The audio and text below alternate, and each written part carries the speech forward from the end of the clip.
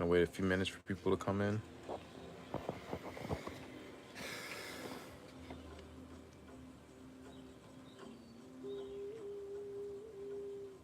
Not gonna be too long of a live stream. Just have a little bit of a topic I want to discuss. Let me show you the book that we're in. In this book, The Way of Mastery, it's been a long time since I went to this book, but I think it'll be a good topic to have. I didn't notice how dark you look. Must be the sun. Yeah, you getting tan.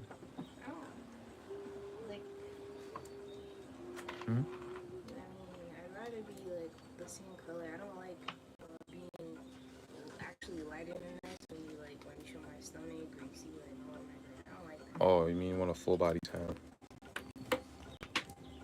It's either I'm light skinned or I'm not. Like I don't really like. It's like I'm either I'm light skinned or I'm like just dark skinned. Or I'm brown skin. I don't like being two shades. So that's why I don't really like sunscreen. I don't really care. But I'm gonna start. No, me. I'm talking about for me. I don't care about for me. No. Okay, so I'm gonna begin, guys, and you guys can it doesn't have to literally be me, reading a book. Like you guys can, talk about whatever you want to talk about. I'm just using this as a subject matter. But here we go. We're in let me show you. We're in this chapter, lesson 14, Way of Mastery. Way of Mastery. It's in my library, if you guys don't know. But we're going to start. And indeed, once again, greetings unto you, beloved and holy friends. We would trust, then, that this moment finds you well. We would trust, then, that this moment finds you willing to be wholly where you are. You would trust, then, that in this moment we would find you willing to assume responsibility for the choices you have made, that have literally created the environment that you are experiencing in this moment. The chair in which you sit, the walls around you, the things that hang upon the walls, the individuals with whom you find yourself in close proximity, the individuals with whom you find yourself in relationship, the individuals with whom you work, those with whom you play, those with whom you share. So a lot of what this book teaches is that you are responsible for everything that pretty much happens in your life, right? Now you can, see that as, well, how am I responsible for literally everything? Like, I didn't choose this, I didn't choose that. Well, even if you're like, that's ruining what I'm thinking about. Even if like you didn't literally choose something in this life, this can be the product of maybe a sin that occurred with our ancestors or something of that sort, right?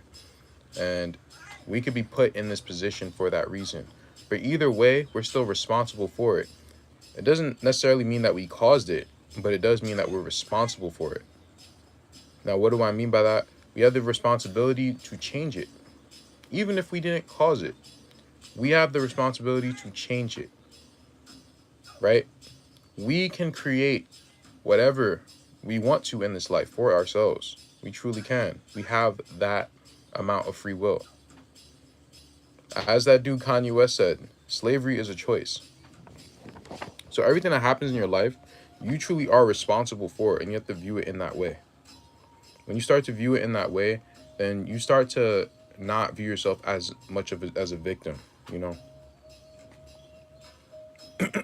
And again, that doesn't mean that you're the cause of it necessarily. Sometimes you are, sometimes you aren't, but you are responsible for it. So, continuing. We would trust that this moment finds you, the holy child of God, at play in the kingdom of Christ. And if not, if, as you listen to that greeting, you are aware within yourself that, well, that's not quite the perspective from which I was beginning my reading of this lesson. I thought I was going to sit down and read about Christ. If there be some element, some touch, some trace within you of that perspective, then pause your reading right now. Okay, let me skip this part. This isn't necessary. At the end of the 5 minutes, simply remind yourself that what is always true is always true. Only love is real, and what is real cannot be threatened by what does not truly exist. Well, that was deep. It said, let me read that one more time. And what is real cannot be threatened by what does not truly exist. So only love truly exists. Love cannot be threatened by anything else because nothing else actually exists. As I said in the video I did yesterday, evil is good inversed. So without good, there can't be evil. But without evil, there can still be good, right? You can always choose, that path over everything. You might get pushback for it, right? But it doesn't matter because eventually everything else it'll wash away pretty much, right? Let me see. In each moment in which your perceptions, are less than flowing from the remembrance of who you have been in unreality. When you notice this, take the time to use it constructively by returning to the truth. So, pause your reading if you must. We'll be going nowhere and return in 5 minutes. Now, the way of transformation is simple, for the way of efforting one's way into the kingdom cannot flow from the guidance of the Holy Spirit. For where there is effort, there is a separate will called the ego that believes itself to be and would love to convince you of this, believes itself to be small, powerless, and knows that it is pervaded by fear. Love requires no effort, only the little willingness necessary to allow it to flow from the depth of your being.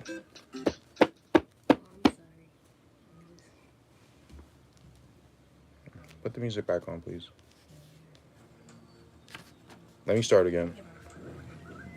Love requires no effort, only the little willingness necessary to allow it to flow from the depth of your being through you, that it might be extended throughout creation. Beloved friends, the way of transformation, again, requires only that you extend to yourself the willingness necessary to put into practice using time differently. No, it doesn't mean that you will have to quit your job and go live in a little hut on top of a mountain somewhere. You would not necessarily use time differently by doing so. It does require that you begin with the simple recognition that there can be no set of perceived circumstances that truly have the power to separate you from your God. No set of circumstances, no set of relationships, not the weather, not the amount of money that you are that you are allowing yourself to receive for the expenditure of your time. There is nothing in the world that has the power to separate you from your God. Now, guys, this is a very important lesson that I had to learn, right? I'm a person that likes a lot of, stability, structure, order, right? And I had a lot of that while I was underneath my father's roof. Like, I didn't really worry about like finances, about money, about my living situation. I had a good amount of space to myself. I was in college during that time, so I didn't have to work, right? I didn't have the same responsibilities. So I felt a little bit more structured, and that made me feel like, all right, it's easier for me to be on, you know, a quote unquote spiritual path, right? But all that stuff was pretty much taken from underneath my feet. And I noticed, wow, this is a lot harder. Like, and it's not because I can't do the same thing. It's not that I couldn't make a certain amount of time, right? But I didn't feel as comfortable. And I kept saying, well, I can't do this because I'm in this situation, right? But honestly, looking back at it, that's a big excuse. That's an excuse. There's no such thing as not having enough time. If you really think about it, there's no such thing as that. You can always make more time, right? You can always make more time. You don't have to, work 3 jobs. You don't have to do that. We're not sent here to use our time in that way. So that lets me know that we don't have to do it, right? You don't have to work a 9 to 5. If you decide to do something else with your time, then the Most High is going to lead you to a better way to utilize that. You just have to have faith. And this is what this chapter is pretty much going over, is going over, you know, utilizing your time in a faithful way, not in a way of fear. And that's why it went over the fact that love is the only thing that exists. If you view hatred, if you view fear as something that exists, then you're going to factor that in how you use your time. Am I making sense? So that's a big lesson that I had to learn. Even if I don't feel comfortable in my situation, uh, I can always utilize my time in a beneficial way, and so can you. So take it from me, you know, take it from a person who uh, really gets agitated when I can't have like my day go exactly as planned. I get agitated with that. You know, I don't have my own space to do this. Like I have like a whole vision for myself. If I can't act out that vision, then I get irritated. But I had to learn that life doesn't always go how you plan. And in fact, if you take it how it comes, that's how you can actually be happy with it, you know, not by controlling life, but just living life. But anyway, we're gonna continue. Sorry about the rant. Let me see. It does require you to begin with the simple recognition that there can be no set of perceived circumstances that truly have the power to separate you from your God. Wait, did I read that already? I'll just read again. No set of circumstances, no set of relationships, not the weather, not the amount of money that you're allowing yourself to receive for the expenditure of your time. There is nothing in the world that has the power to separate you from your God. You are the one who holds dominion over all things. Now, this also goes back to, I don't remember when I said this, but we were talking about the heart chakra, how that's actually the true foundational chakra center, right? It's not the root chakra, it's not your living situation, it's not your finances, it's not your resources, it's not your house. That's not the real foundation. It actually lies right here. It actually lies in your spirituality, your connection with a higher power. That is what actually brings you true stability. Because if you pretty much say, well, I can't do this without physical stability or this amount of resources, then you're limiting your relationship with the Father, with the heavenly realms. But if you pretty much say out the gate, well, no matter what happens in this life, to me, I'm always going to be connected to the Father, right? To the higher realms, no matter what, then you have a much stronger base, a much stronger foundation. And having that relationship with the Father is going to be more important than water, than food, what have you. That's what it all goes back to. You feel me? So when this chapter is talking about utilizing your time, it's really talking about having your time revolve around your spirituality and your connection with the higher realms, rather than it being centered around making enough resources so that you have a connection with the higher realms. You already have that connection. And if you focus on your connection with the higher realms, it's going to manifest on the physical plane. Because what happens above eventually comes down below. And it usually happens in the spiritual before it happens in the physical. So when you establish that strong relationship with the higher realms, that is when you get the physical stability. So, continuing. You are the one who holds dominion over all things. And what does this idea of dominion mean? It means that you are the one who is the source of the power which can choose how you will see what is around you, how you will perceive it, what you will believe most about it. You are the one with the power to penetrate the illusory veil of the world and see the heart, or the essence, or the truth, or the Christ child in everything. A blade of grass, the cry of a child, the barking of a dog, the coming of the male with the bills. In essence, you know how people say ye are gods? Well, that's what it's really talking about. It's not talking about, you having authority over, people. It's talking about having authority over your own life. You truly do have that authority. And that's only when you connect to the higher realms. When you connect to the higher realms, then you become what's in the higher realms. You bring it down on this earth.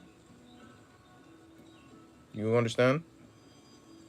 And then when you see that, when you pretty much are coming out of the heart, out of the center, then you can view everyone else's heart and center point. Now you're not fighting over resources, you're not fighting over, women, right? or men. You're not fighting over food and what have you. You know, there is no competition because you're coming out of the heart. Everyone's heart, everyone has the same thing, right? There is no need to compete for what everyone else already has. So when you're coming from that foundation, you're coming from a foundation of eternity. When you're coming from the foundation of, physical resources, that's not eternal. That's finite. So it's going to breed back and forth competition, what have you. So, therefore, the way of transformation does not require you to change your circumstances.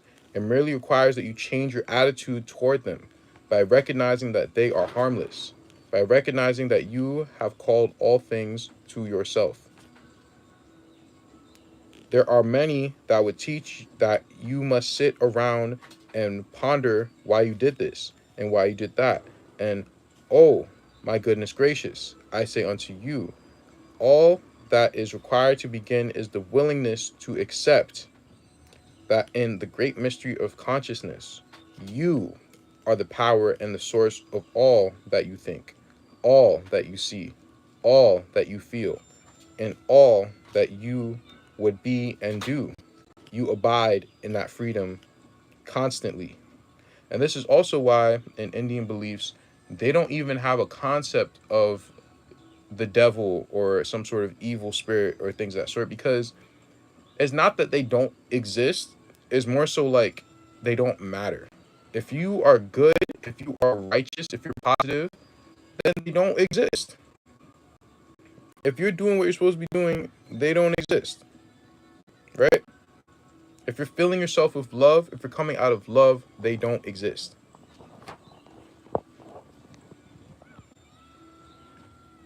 Peace, my brethren. Excuse me, I'm tripping. I'm vibrating with your perspective. It's been a while. I'm all ears. What book you reading from? Oh, and what's up, bro? It's been a while. Yeah, I know. But I'm reading from The Way of Mastery.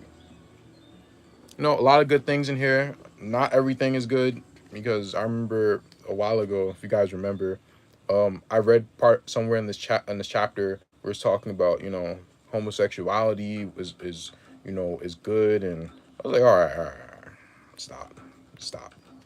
But I like the overall messages and lessons, so I just try to pull what I can out of it.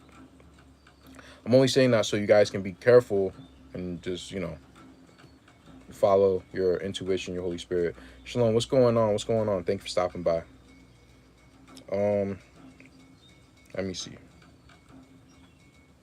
So, the way of transformation then rests simply on that. How will I decide to use my time? Right? How do I decide to use my time? It is not about time using you. This is how the wicked think. We went over this yesterday with the wicked and how they view time versus how the righteous view time. The wicked, they can't get beyond Saturn because they feel oppressed by time. Time is their enemy. Time is something that's inevitable. Time pretty much bends them over. They're afraid of time. They don't like time. They hate time. And because they hate it, they worship it because they see it as, oh, this is an unstoppable force. And no, it's not. All time is the ability to get better and improve upon yourself.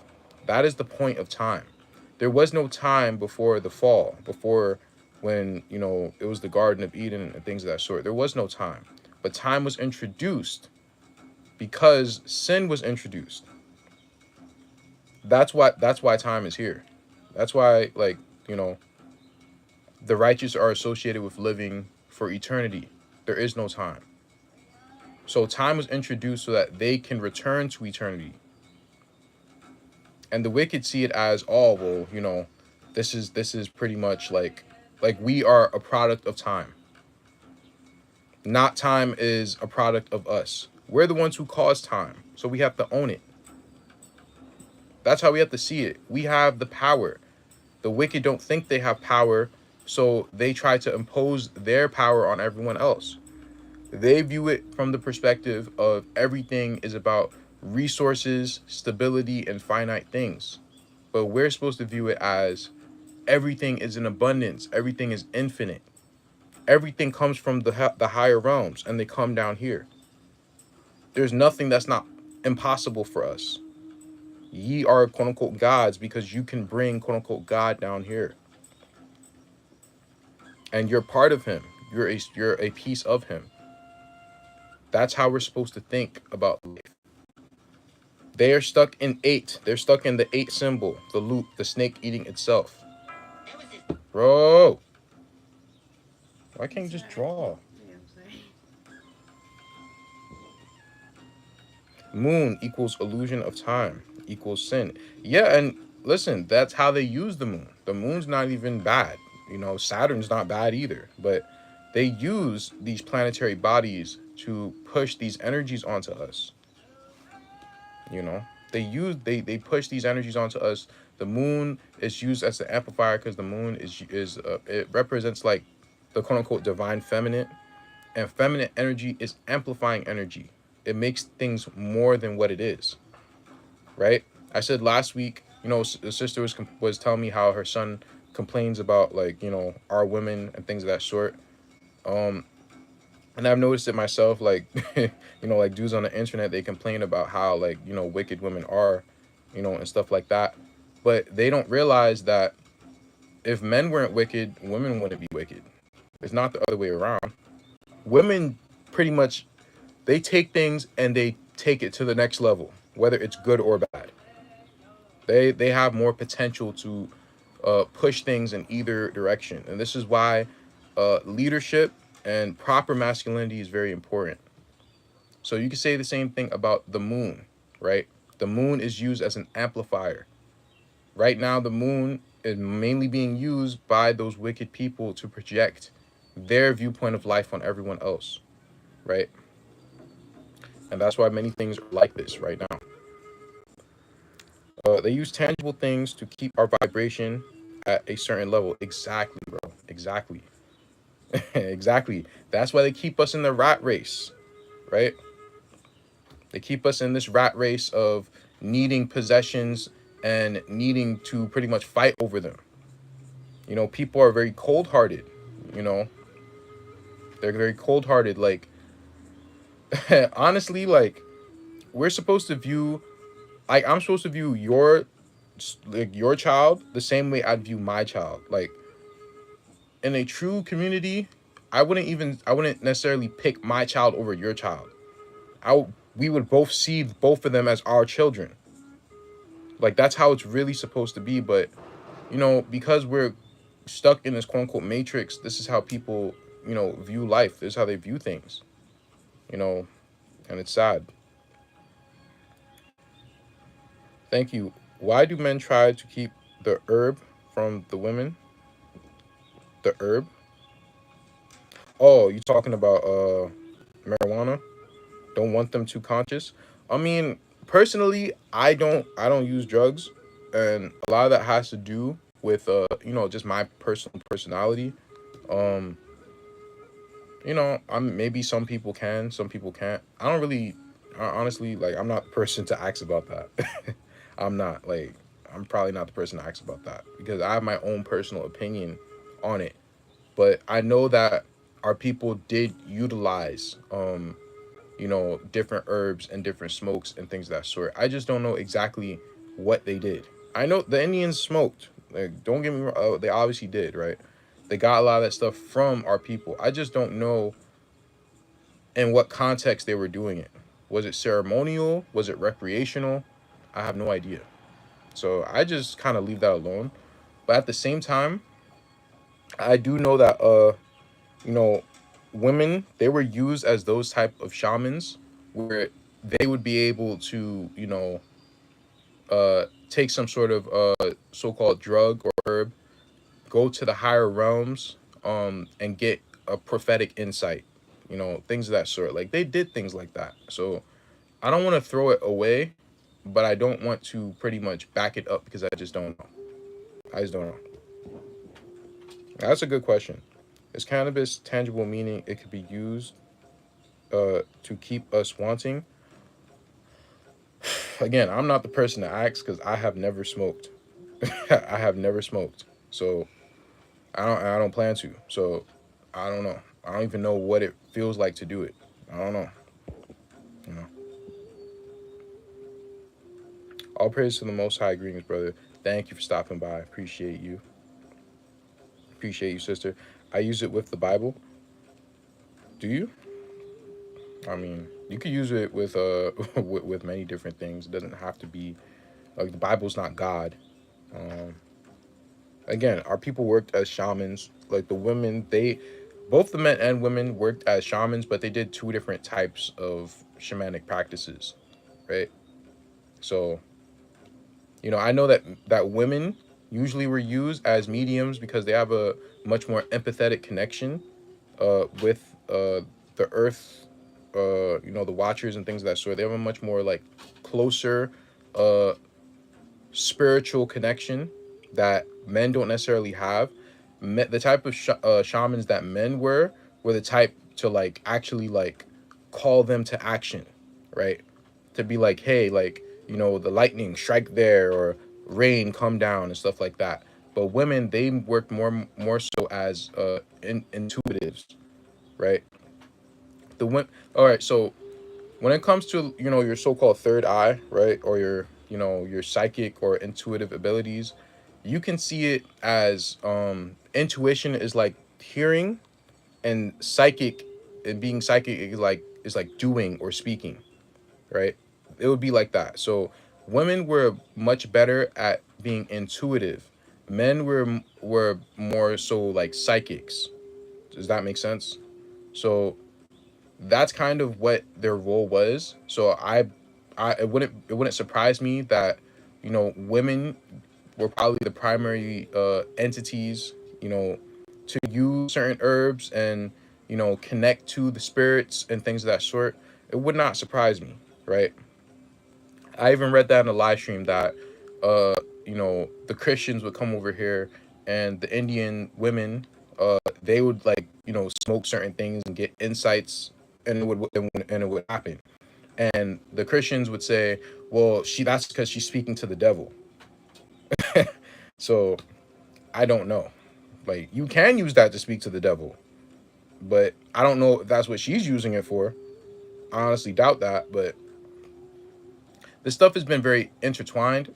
I can only tell you certain things when the earth tells me. So if I haven't gotten any insight on it, I can't really make a good comment on it. So maybe if the earth tells you that, if the Holy Spirit tells you, hey, like it's okay to do this, then sure. Like I don't know everything, so you know, but just make sure that you're connecting with the earth and you're not listening to people who are not as willing to see it from a humble perspective like me, because they might tell you that it's okay only because they just want it to be okay. or they might tell you it's not okay just because they don't want it to be okay. So you have to watch out for that. And for that, that's why I always say, ask the earth, ask the Holy Spirit, if it's okay. Ask the Most High, ask them, you know, and you'll get your answer.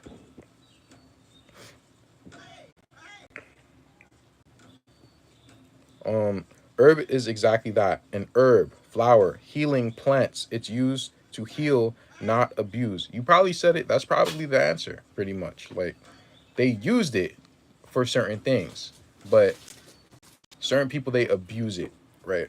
They abuse it. Have you seen that Native American book that smoking is harmful? It said that smoking tobacco is harmful. Did they say that particular? Yeah, it did. It said that when you smoke tobacco, it changes its composition. It turns it into something that's like poisonous. It did say that in that book. The natives were smoking it, but that's what I mean. Like, I don't necessarily do everything that the Indians did, right? I don't necessarily do that. It has to resonate with me, right? That's why, I'm kind of taking that brother's perspective who just commented. Um, like, I can see that they did it, and I can see that it has some good uses. Like when I was looking up ayahuasca, when I looked up ayahuasca, I'm like, okay, this seems like it could actually really help people, right? But at the same time, I'm just like, I don't know, like I don't know, like for me, I don't know, but I don't know if I would actually do it right now, right now. I don't know if my eyes feel like this. I'm trying to quit smoking cigarettes. It's hard. I wish I never started. Man, I don't even know, bro. Like, I don't really understand the topic of smoking like that. You know, I don't know because I've never did it, so I can't. I don't even know if I did it and then quit. Then maybe I'll be able to give you some some advice on it and something. But because I've never done it, and that's usually like I don't usually have to do things for me to give advice, but for that particularly, I just don't understand it. So I don't know, bro. I'll pray for you though. I'll pray that that the Holy Spirit can send you some sort of solution to that issue. Let's continue. Great commentary, guys. I appreciate the subject matter. Ayahuasca is amazing. Oh, you you tried it? Oh, hey, I heard it has very good benefits, man. Really good benefits. Like it actually helps you go back in time and you know kind of like correct things that happened in your past. Also helps you connect with the earth on a very like sympathetic level. So yeah, there's the stuff. There's stuff. There's some good stuff to it. I don't know about every single thing, but there's definitely stuff there. There's definitely stuff there.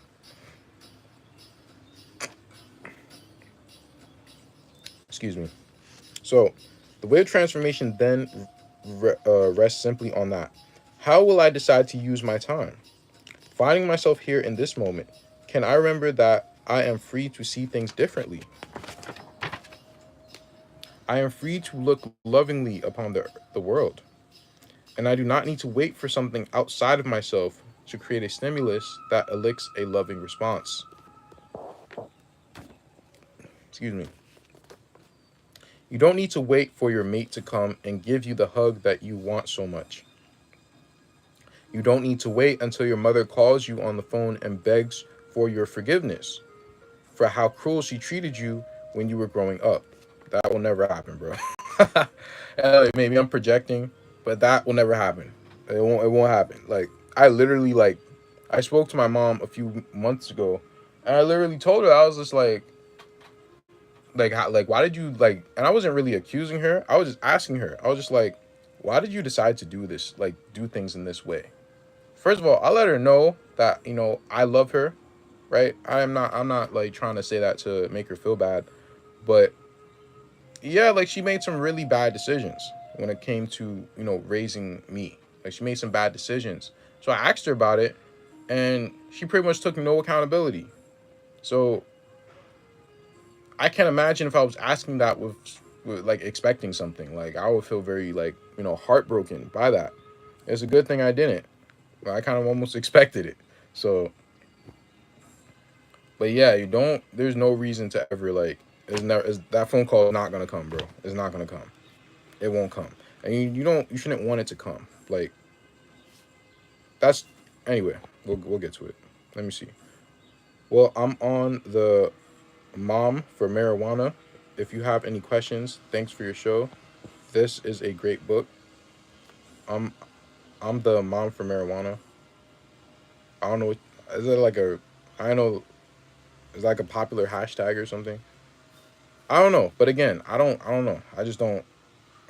I don't personally do it. You know, this is me. You know, I like to really feel in control of my surroundings and things of that sort. I just like to feel in control of that. But that's just me. I'm not like saying anyone's wrong for it or right for it. I don't because I don't know. But no problem. Thanks for stopping by. You don't need to wait until the president is no longer in the White House.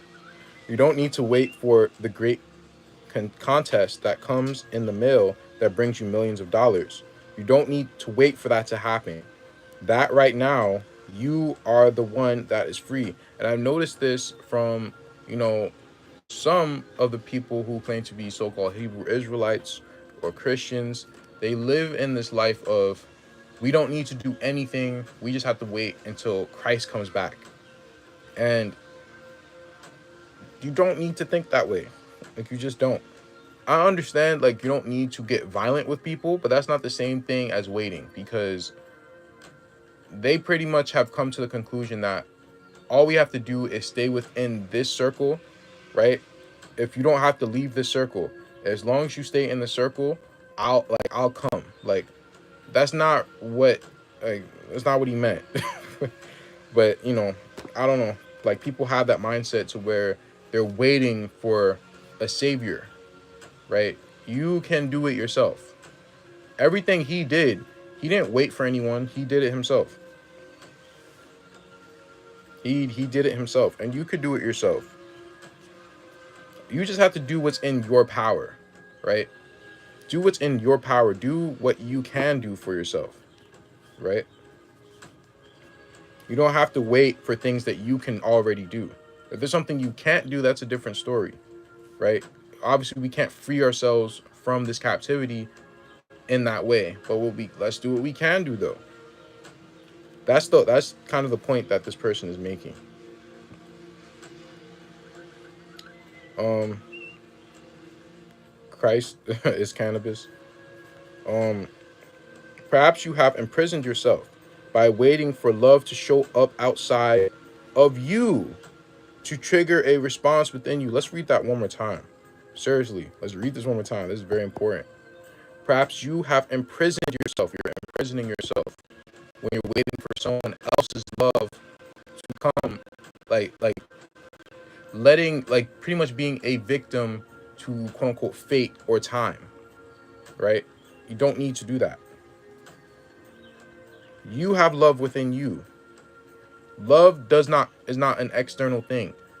When someone else loves you, all they're doing is, and they truly love you, all they're doing is bringing out the love that you already have in you. They're invoking what's already in you. It's not coming onto you. That's actually coming out of you. That's why when you feel it within you. You don't feel something coming over like onto you. You feel something coming out of you. That's because all they're doing is invoking what's already in you, right? So if it's already in you, that person doesn't need to invoke it. You can invoke it. Christos is peace. Um, Let me see. So perhaps you have imprisoned yourself by waiting for love to show up outside of you to trigger a response within you. When you feel it or recognize it, so that finally you feel loving. Those that know aloneness are not limited in extending love, and those that know loneliness yet retain the power to make the decision to love. It can never be taken from you. Love can never be taken from you. It doesn't matter what circumstances you're going through. It doesn't matter. It does not matter. If anything, if you're going through uh the most fiery hell in your life, everything is going wrong. That should only let you know that I have to turn to a higher power. And everything I have is already within me, because it's one of two things, man. If I was completely broke and destitute on the street, right, and I had nothing, I had no one to help me, it can only be one or two things.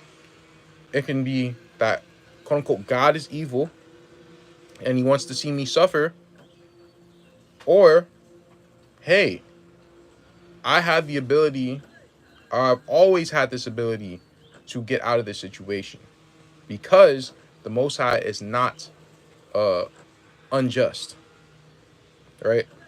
I always have that opportunity, that ability, right? I just have to do it.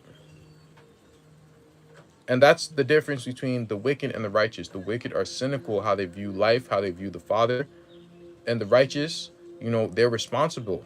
They view life as an opportunity, as an adventure, right? You could view it as one or two things, man. You could view it as, oh, like, oh my gosh, I'm in this horrible situation. Well, that was sort of me a few months ago, right? I wasn't blaming the Most High, but I was going through that transitioning period where I was just like, you know what, having everything taken, or pretty much on the verge of pretty much being on the street. I was just like, you know what, like, the Most High, if he is not unjust, then I have the ability to get out the situation. And it changed my whole perspective. It changed my whole thinking, changed my whole mindset. Because I'm just like, bro, like, anything that happens, even if that does happen to me, so what? So what? I'm still loved. I'm still out here.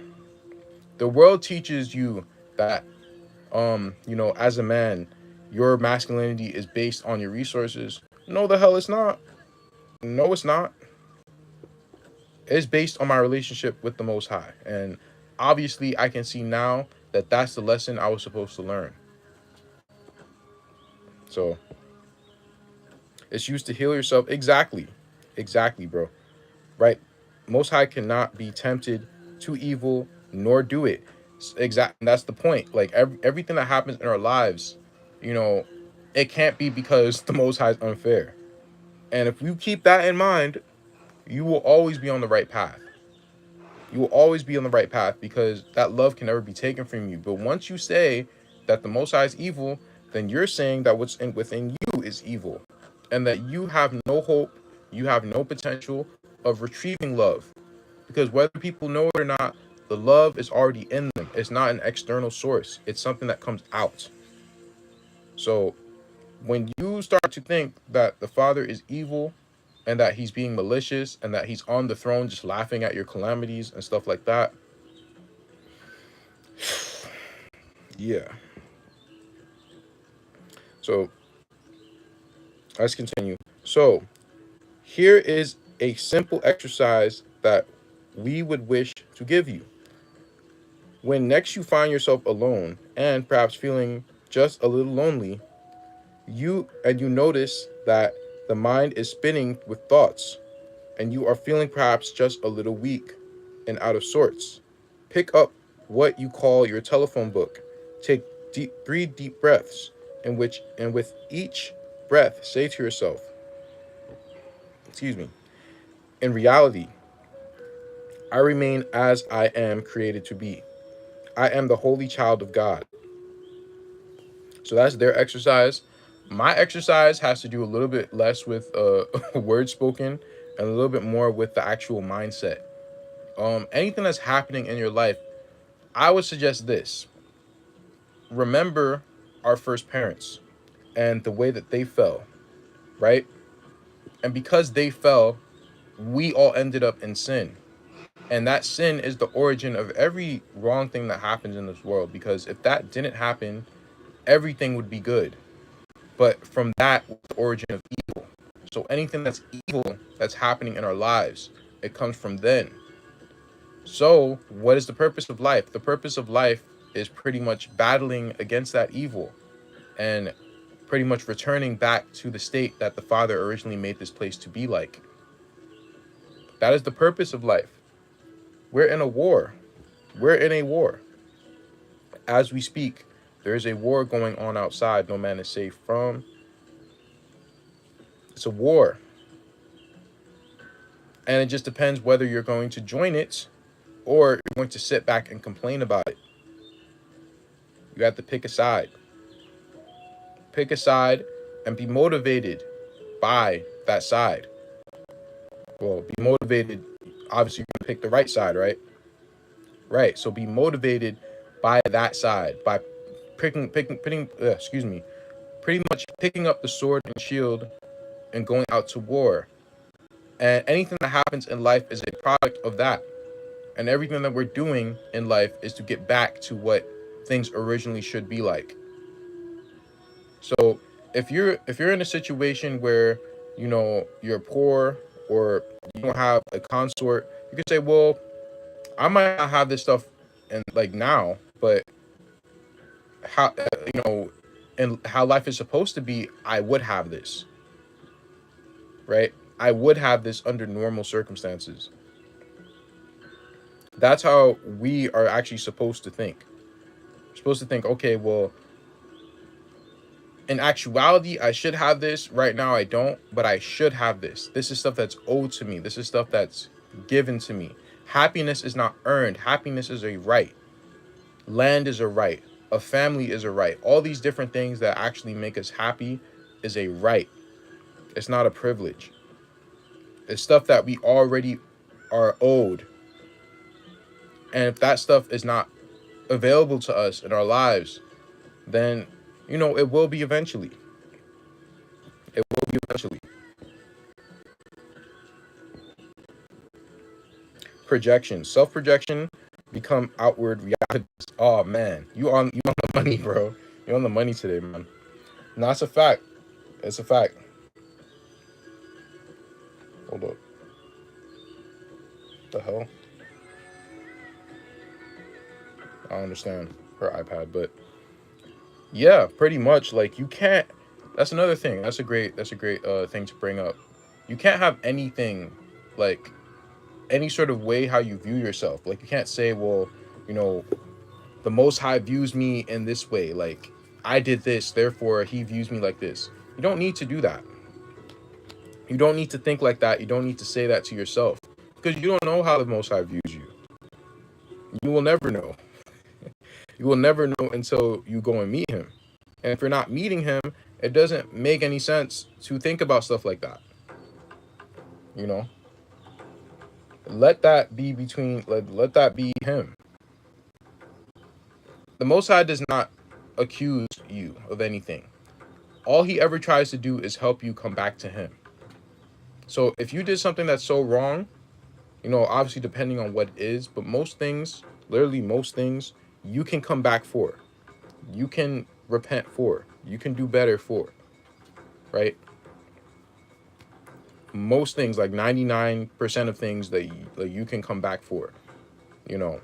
So there's nothing that could really stop you from being separated from the Father.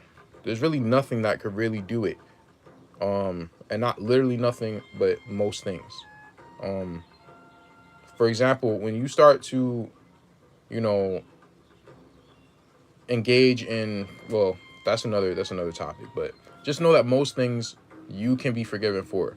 So the Father, when he pretty much sends some sort of chastisement to you, it's not because you're wicked, it's not because you're evil, it's because he's pretty much saying, hey, come back to me. Realize where you went wrong so that you can pretty much self-reflect, heal, and do better. That's the whole process that he wants for all of his creations. So you can't ever have a viewpoint on, well, the Most High views me like this. That's not your problem. That is not your problem. That's not your responsibility. Your responsibility is just to try your best each and every day. And this also has to do with utilizing time correctly. When people stay in the future, they stay in the future because they're afraid of the future. They're afraid of what the future holds. When you're moving in fear, that is when Semihaza can come and sneak in and whisper in your ear. well, how are you going to do this? How are you going to do that? If you guys remember the video I did on the origin of Christmas, we discussed how, so-called Eve actually sinned. She sinned by giving her child away, pretty much saying, I don't want to be a mother, it's too hard. And that happened because Semihaz got in her ear because she was afraid. She was afraid of the responsibility, and Semihaz was like, well, you don't even need this responsibility. You could do what you want, right? You cannot be afraid of the future. You can't. You have to live each and every day as an opportunity to pretty much build upon yourself. You don't need to eat more. Like, you don't listen, guys. When we don't eat for the whole week in a day, do we? No, we eat for a day in a day, and that's the same way how our you could say our quote unquote sins work, or our baggage, or anything that we're working on. We do it every single day. It's a daily task. It's not something that you can clear all in one day, and it's not something that you should want to. The Father doesn't want you to clear it all at one time, so it doesn't make any sense for you to feel guilty about it. It only makes sense to be like, you know what, Father, how can you help me work on clearing myself more and more? That's what you should ask him each and every day. That's what I do, right? I ask him, Father, can you please help me work on myself more and more today. Whatever you think that will be good for me to work on. I'm not feeling guilty about anything. And I don't even know what I'm supposed to feel guilty for. I'm just like, well, I try to be a good person. But if there is, that's not really my problem. Like, my only concern is what happens today. How am I gonna be a good person today? I don't worry about what happened yesterday. I don't worry about what I'm gonna be in the future. I just worry about what am I today. I'm not afraid of the future because I'm not afraid of what happened in the past. I made amends for things that happened in the past. When I was vulnerable in the past, I forgave myself for being vulnerable. I forgave myself for making a dumb decision. I forgave myself for it because I can't do anything about it now. The only thing I can do is do better. That's the only thing that's in my power. So I'm only supposed to pretty much worry about what's in my control. What happened in the past is not in my control anymore. What's in my control is what happens in the present. What I'm doing right now is the only thing I have dominion over. So when it comes to utilizing time and taking back your power, you only take back your power. You don't take back anything of the past or anything of the future. You're not in your right position if you're, trying to take things that don't belong to you. Take responsibilities that don't belong to you. The future has nothing to do with you. I am only responsible for what happens right here and right now, and the decisions that I make, and how well I reflected upon the past to make better decisions in the present. That's the only thing that each and every one of us is responsible for. Let me see. Yes, bro, I myself has gone through quite a bit recently. I'm sorry for that, but it'll all be for a good thing. I always draw on my brother Job for strength. He showed in light of all he went through. And you could also look at what Joseph did too, because Joseph handled his situation with the utmost humility. But yeah, you could really see most of the things that we go through as, all right, what is the lesson I'm trying to learn? I have to learn here. If you figure that out, honestly, what's happening will go by quicker. That's something that I've realized. Like, I was like, all right, what is the lesson? Like, what happened in the past that is triggering this right now? What is the lesson I'm supposed to learn? It's not about feeling regret about what happened in the past. It's more so like, all right, what am I supposed to learn from this? Right? What happened in the past that is triggering this right now? Right? When you figure that out, the situation will go by even quicker. It will. Honestly, I promise you that. Wow, my brother, your words and heart are amazing. Keep up the great work in listening and following after the Most High God. Thank you so much for those words. Those are very kind words. Just trying my best, but I appreciate that. The purpose to strengthen us too. The Most High uses evil not in a bad way to toughen us up. Well, yeah, I mean, but even it's more so I see it more so like this. Like we kind of put the evil on ourselves. So the evil is seeking to destroy us, right? The demons, they because we pretty much are have allowed them some sort of dominion over our lives. They're just like, oh yeah, like now we got them, right? And instead of them destroying us, the Most High uses them to, like, how should I say this? To improve upon ourselves from something that we did, right? That's what he'll do. I don't see it as he literally sending the demons to you know to check us. Sometimes he does. So don't get me wrong. Sometimes he does, but sometimes he does it in that way too. You know.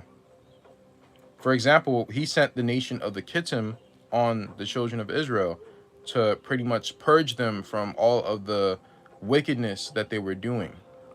For example, when I went over in yesterday's video, the Shiva Lingam and all this ball worship and stuff like that, he sent that nation on us to purge us, right? Of those behaviors, of that religion. So yeah, sometimes he actually does, though. Let me correct myself. Um, but in a world without sin, there doesn't need to be evil. Like, there doesn't need to be. So that's all. That's what I'm actually like talking about. Living in the now, taking it day by day. That's mentality we should carry. That's the mentality we should carry every day. And I've listen, guys. I feel so much more at peace doing that, practicing that. I feel much closer to the Father. Just having that relationship the same way how you would tell your father, excuse me, um, how you would tell your father what happened at school that day. Like it's the same thing. You know, in the morning, I ask the father to, I pretty much ask him to give me my lot of reproval, like of that day, give me the gift of being able to repent and to learn different lessons, right? I give him that that leeway because he's not gonna act upon my life unless you know he unless I ask him, right? Let me tell you how this thing works, man, because it truly is like a family in the heavens. So an obedient child, they'll go to their father, and if they did something wrong, then they'll pretty much go to the father and be like, all right, well, can you like sit me down and explain what I did and help me like do this so I don't do it again. But a bad child, they'll totally disregard their father and they'll keep acting up. And that's when the mother has to step in. And the mother is going to get tight. She's going to put the belt on the child, whether the child likes it or not.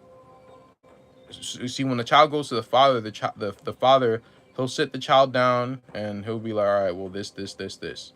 But if the mother has to get involved, that's when you messed up because the mother is going to pretty much like that's how like feminine energy is. It's nurturing, it's protective. So it's protective of the father's feelings, and it's also protective of the potential future that that child has. So that's kind of how it works. You want to go to the father to pretty much ease what effects are going to happen onto you. If you're not worried about that, if you're not worried about your relationship with the father, the mother's gonna make you worry about that, and you don't want that to happen to you. You don't want to be forced into that situation because then that's when life gets hard. You know, you don't want that, man. In the moment, yep, in the moment. That's the only thing that truly matters. That's the only thing we have control over. Shalom, family. Thanks for stopping by. Right, we do open the door for evil ways for sure. Yeah, and it's not all the time. Whoa, wait, what did I just say? I got confused. We do open the door for you. Yeah. So it usually always is us. That's what I meant to say. It usually always is us. But as you said, sometimes that is sent on us. But also, what I just explained, it's sent on us in that way when we're not cognizant of our own sins. The nation of Israel were not cognizant of their own sins. So they didn't go to the Most High and ask him, hey, are we doing something wrong? Like, we weren't being humble, pretty much. We were being arrogant. We thought we were doing what's right. So that's when the mother stepped in and be like, oh, yeah, okay. And now we're here. So, hell is Yah allowing you to have your own way for the rest of your life. We call it on ourselves. I agree, my brother. Indeed. Indeed. We have the power. We have the power. Shalom, bro. Okay. Thank you for stopping by, sister. Um, one day at a time, sweet Yeshua, allowing the Spirit to lead. Focus